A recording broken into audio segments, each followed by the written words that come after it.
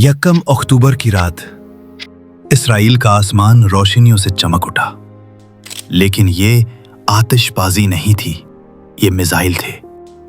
Iran की जानिब से इसराइल पर 180 से ज़ायद बैलिस्टिक मिसाइल दागे थे। बताया जाता है कि ये हुक्म बराह रास्त ईरान के supreme leader Ayatollah Ali Khamenei ने दिया। قبولی از ملت ایران صریحاً میخواد بگه تسلیم من بشه. ईरानी अफवाज के एक अहम इदारे पासदारान इनकलाब IRGC ने दावा किया कि 90% से ज़ायद मिसाइल अपने हदफ पर कामयाबी से गिरे।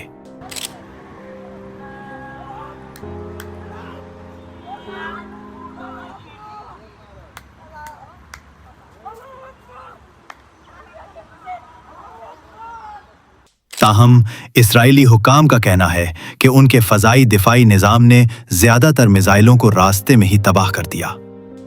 हमले के बाद सामने आने वाली तस्वीर में तबाही के मनाजिर देखे जा सकते हैं।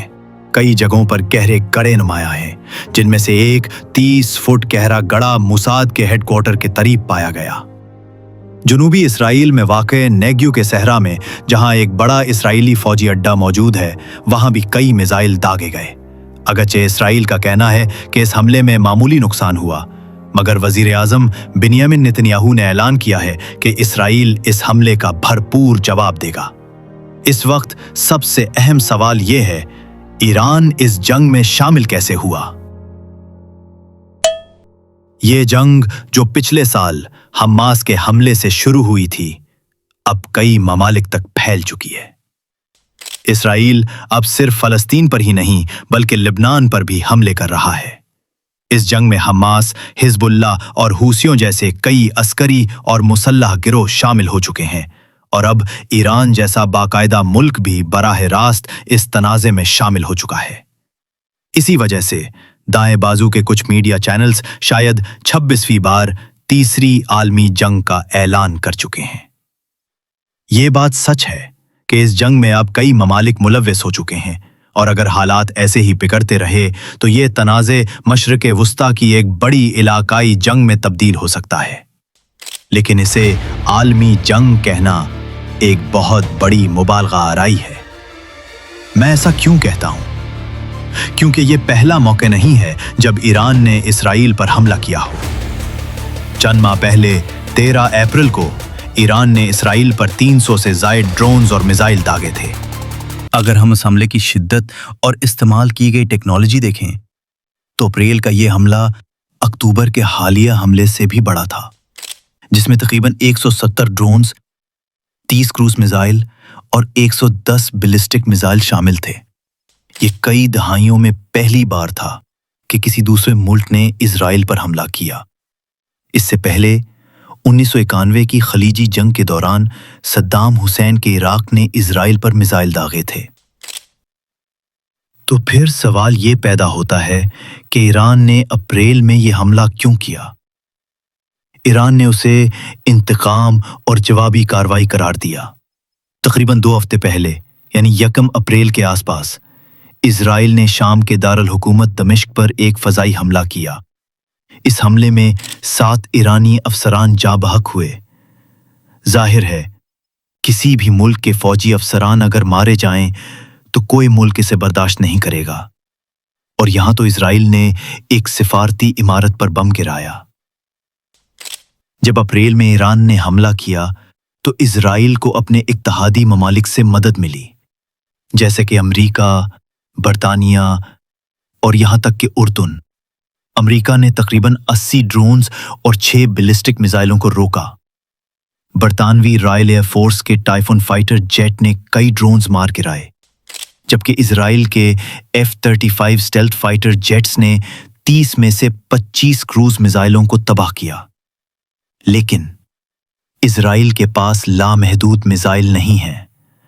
अगर इस पर बड़ी तादाद में बैलिस्टिक मिसाइल दागे जाएं तो इसका दिफाई निज़ाम नाकाम हो सकता है।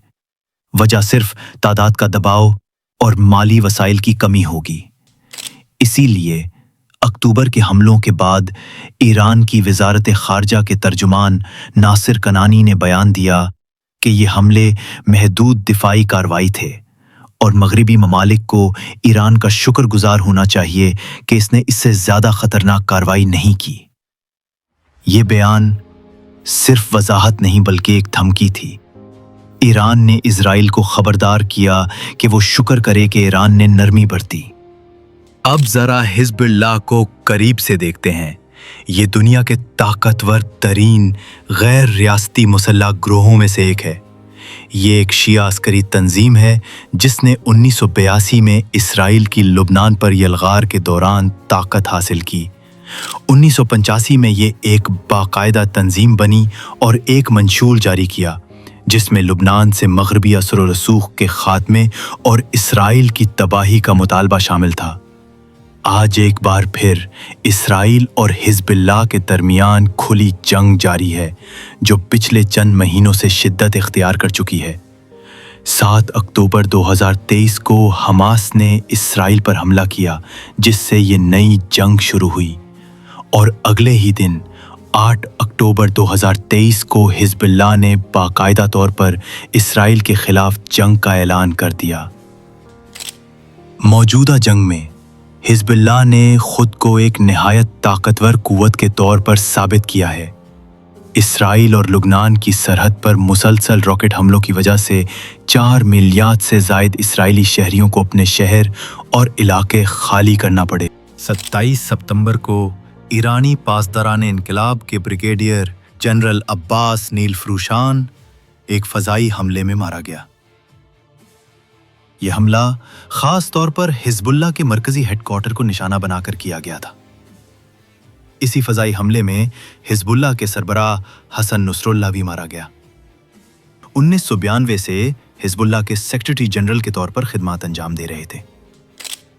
اگرچہ حزب اللہ نے اپنے کئی اعلیٰ رہنماؤں کو کھو دیا، اس کے باوجود لبنان پر اسرائیلی فضائی حملے بدستور جاری ہیں، اور حزب اللہ بھی مسلسل اسرائیل پر راکٹ داغ رہا ہے۔ یہ جنگ ابھی ختم نہیں ہوئی۔